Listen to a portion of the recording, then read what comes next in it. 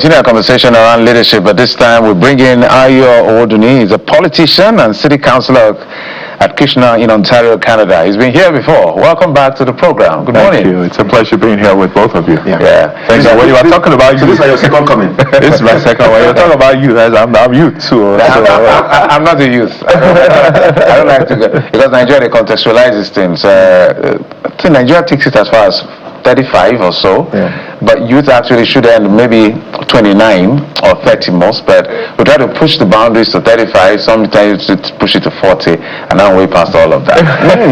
But it sounds so old. I'm young at heart, and I embrace every opportunity. But let's talk about some contextualization. We got off that conversation with a very young, brilliant gentleman. Absolutely. And one of the things I was trying to push them is the fact that let's look at the way the leaders, today's leaders who refuse to leave power, they've been there for like forever. If you see some of the names, you realize this person was this, that in the 80s, this, that in the 70s, this, that in the 90s, but they are still prominent today. I was trying to look at how they can learn in terms of the attrition to be able to stay relevant that long, although they say it's not a virtue we should celebrate, because when they eventually grab power, what do they do with the power?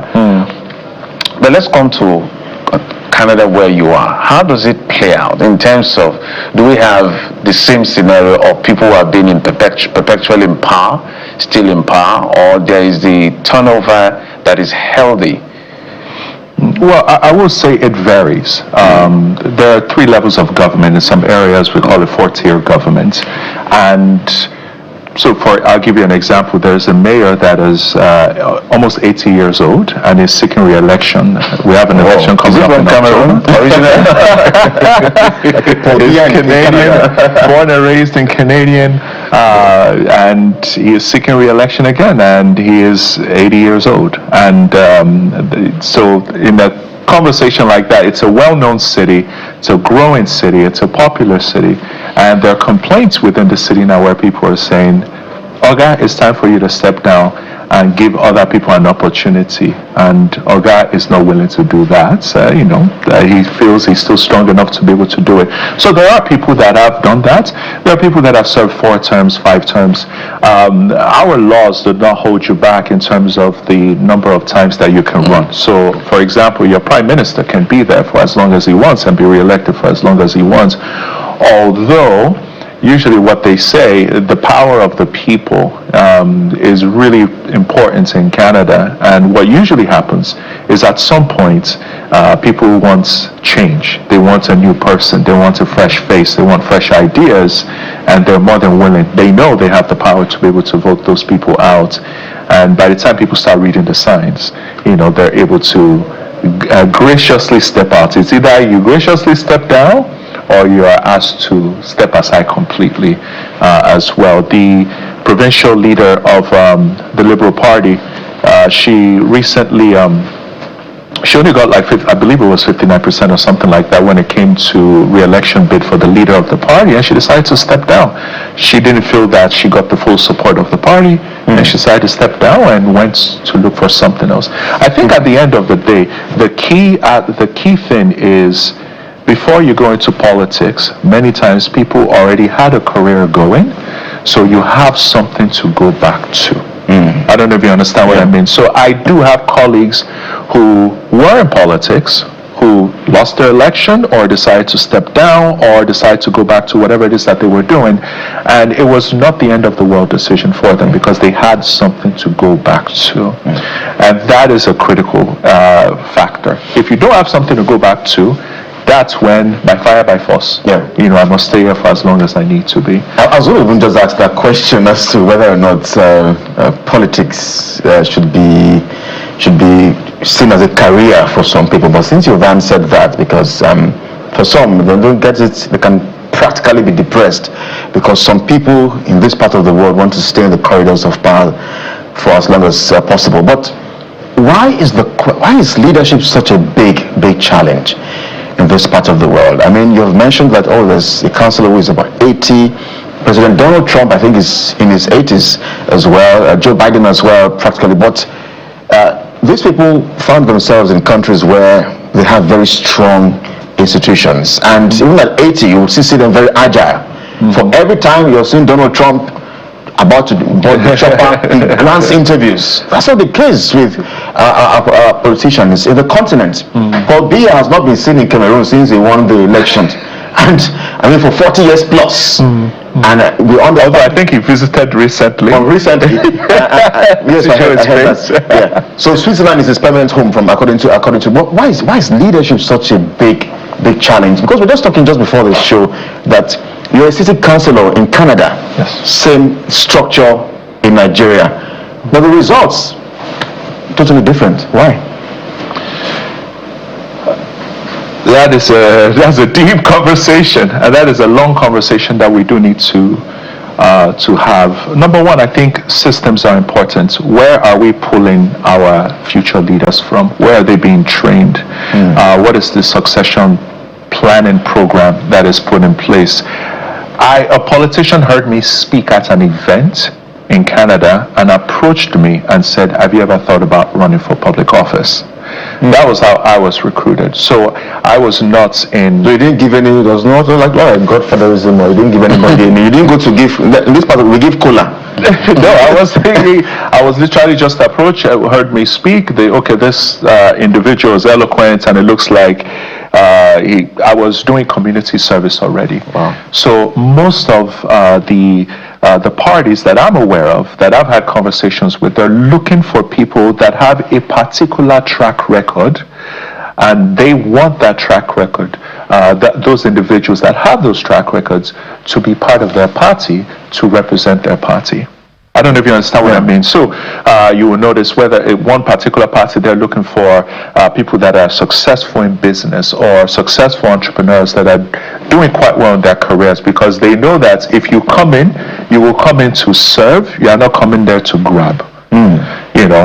Whereas other places, they're looking for people that have done deep community service, they're connected to the grassroots, they're educated. All of those things are things that they are looking for to say, okay, these are the types of people that I want to represent us.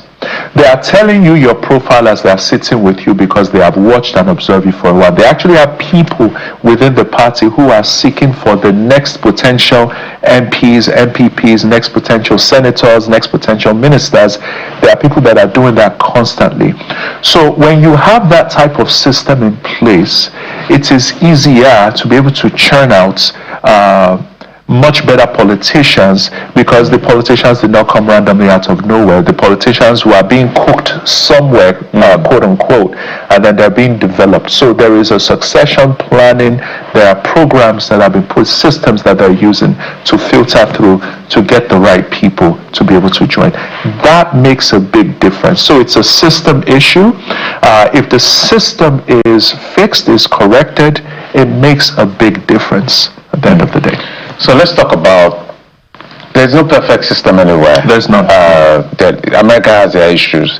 As a matter of fact, I say that if America was not America, I don't know what Donald Trump would have turned that country into, given his kind of person and how he does. I was seeing videos the other day that he was in Turkey. I had to use a crater to board another 16 to head to the UK because Iran wants to do to him what he did to Ayatollah. But let's talk about two key words, and I want you to juxtapose them and why the outcome seem to differ between the West and here, besides issues of institution. I'm talking about character now.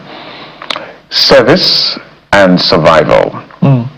Because you spoke about the fact that how you were discovered because you were in a place of service, and then of course you spoke eloquently. Somebody approached you and maybe looked at your profile and said, okay, you're fit. I spoke. I don't know if I spoke eloquently. I spoke. You spoke. And it caught their attention. It tickled their fancy, and they approached you. So, and then maybe when they looked into your record, it's okay, this person already has a record that is of importance to what we represent. So talk about service. Our politicians most of the time talk about they are in for service, but when you check their bank account or their assets prior to entering office and when they leave, I don't know who served. I think the country served some of them. Some of them did not serve. So help us. What can we do to invoke a stronger sense of service than the sense of survival that we see in leadership? It's starts with the structures and the policies that are put in place in political parties when they look to source for future candidates, identify future candidates. If that can be fixed, that can play a significant role, number one.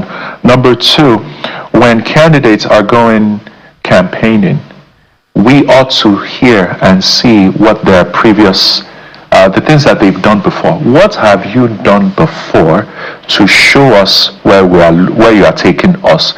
You know, your previous practices, your previous performance, will predict your future performance. So when we were going campaigning, even before we started campaigning, someone sat with me and interviewed me. They wanted to understand my service, my background, what I've done. You know, they wanted to get a full understanding. They contacted those places to make sure that I wasn't making it up. You know, they wanted to get a full understanding of who Owodunni was and what Owodunni has been able to accomplish in his time in Canada. And then based off of that was able to help them say, okay, this is the kind of person that we're looking for. Then by the time I was going door to door, or by the time we were campaigning and having conversations with people, the first question there are 3 questions every time. By the way, nobody asked me where I was from, which I thought was interesting. What is your vision? What is your vision for our city? What are you planning to do for this city? They will probably ask, where do you live? Just to make sure you live within the borders. And then, what have you done? Those were the 3 questions that people asked consistently. And then when you talked about the vision, they will challenge, they will push back, they will ask their questions, you know. And then at the end, if they feel like you've convinced them somehow, you know, that, okay, this is someone I want to listen to some more, they might want to have a neighborhood conversation with you. That's when all the neighbors come together and they now start probing you with a lot of questions, you know. So I had to explain. So it's a lot of work. It was a lot of work. It was a lot of work. Like you're literally pitching. You are pitching to them, and if you have not done your research beforehand, they will know. And this is Councillor. This is Councillor Rowe. We don't even know the councillors here. Yeah, we're not talking about the MPs and, you know, those people, members of parliament. You know, this is just for the basic Councillor Rowe. Wow. People are asking those questions. Now, the politicians recruit from Councillor Rowe. The federal politicians, if you're looking to run for federal, they are now looking for those councillors that are doing well, that are able to make a name for themselves, and they're doing programs, running things, they're connected to the community. So I don't know if you understand what I'm trying to say. The system is built there to look for service. Now, there are policies in place as well to be able to ensure that things are very tightly kept. So I'll give you an example. For example, if I'm giving any gift over $150, it has to be publicly declared. I have to fill out a form. If somebody gives you just $150. Any gift over $150, I have to publicly declare it in Canada. So I have to write down, you know, the name of the person, what the gift was, or the gift amount. In fact, I remember somebody gave me a suit. A Nigerian gave me a suit. I think it was for my birthday, and they didn't give me the receipt. And I said, I need the receipt. And they said, why? It's a gift. I said, sir, it does not work that way. I need the receipt. You know, so I'm filling out so they had to go back to go get me the receipt and brought it back, and then I had to fill out the form. And then it gets to a point where you are now thinking, is it even worth it that somebody gave me shoe, I have to fill out form? Because by the time your constituents go online, they see shoe, they see suits, they will start asking, Oga, did you take this job so we can be dressing you? So at some point, you just start turning down gifts, because it ends up making you look bad. You know, because all of these things are recorded and they're posted online. Wow. Everybody that gives to your campaign is recorded and posted online as well. You can go online and Google my name and elections, you know, from 2022. You can see the list of people, their names, their address, their email address, those types of information, the amount they give to the campaign. And there's a limit that each individual can give to a campaign. A company cannot give to your campaign. Individuals have to give to your campaign. There's a limit tag to all of it. So no one can just come and bam, you know, here you go, this is your whole campaign. No. I believe as of 2022, the limit was $1,200 for local election, and I think for federal election, that's for an individual to give you. For an individual to give you. So it evens the playing field. at the end of the day, So it takes you back to the people. You are people dependent. you are people dependent. That's the central thing. And they know that you are dependent on them. That's why they probe you at the door. And I mean, of course, there are people that shut the door on me and say, I don't trust politicians. All of you are liars and corrupt. And they slam their door at me. However, there's so much more. Let's, as we begin to wind up now, I'm just wondering, can we ever get to that level of politicking in this part of the world? Because our politics here is heavily monetized, heavily commercialized. So when you say there are limits to all of this and you have to get the receipts for purchasing a suit and all of that, so I'm just wondering, can we ever get to that point? But maybe also quickly, the Nigerians you're interfacing and interacting with in Ontario and in Canada, what are they saying to you? What are their concerns? There are many Nigerians that are very proud. It's amazing how we can be divided outside of the country, but when we're in a new country, we come together. There's no ethnicity. There's no ethnicity. The person that ran my campaign is not Yoruba. The person was a Nigerian, reached out and said, I'm willing to run your campaign for you. They don't come from my tribe, but they were willing to support. The people that gave, the people that went door knocking, the people that managed the campaign had no political background. They were Nigerians. 90% of my campaign team were Nigerians. They didn't come from Ogun State. They're not from Ijebu. They were just willing to support. But in terms of what are some of the concerns that people have, I think the transition, many times the transition has been tough for a lot of people. Usually what we say is it takes about 5 years for people to settle down and start running again in a new country. So that has been a major issue for many Nigerians who move. Of course, they cannot tell all of you back home. They have to show you beautiful pictures. But many are struggling over there, looking for jobs, searching for. Well, we have expectations of them. They must send money to us. They are still sending, But at the end of the day, many at that initial onset need that help with the transitions. Many want to understand the system better. People are interested in politics in Canada, so they're learning about how it works. But totally out of time, 30 seconds. What brought you to the country? Just a visit, or? I'm here to visit family. Our election is around the corner. I'm here to spend time with family here in Nigeria. And to come and hang out with you as well. Always a delight. Always a pleasure to have you. So we can do this comparative analytics and learn from one another. Thank you very much. Owodunni is a politician and city councillor of Kitchener in Ontario, Canada. Thank you, as always, for coming through. Thank you. Thank you for having me.